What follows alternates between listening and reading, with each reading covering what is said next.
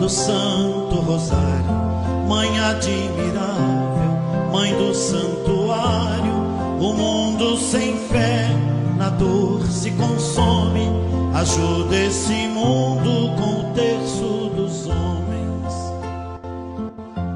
no teu santuário que é fonte.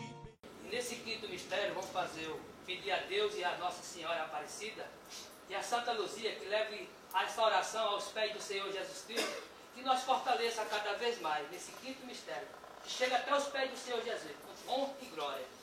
Pai nosso, que estais no céu, santificado seja o vosso nome.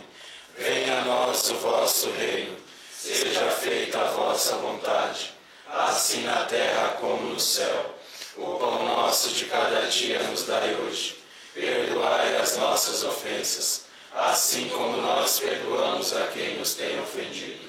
E não nos deixeis cair em tentação, mas livrai-nos do mal. Amém.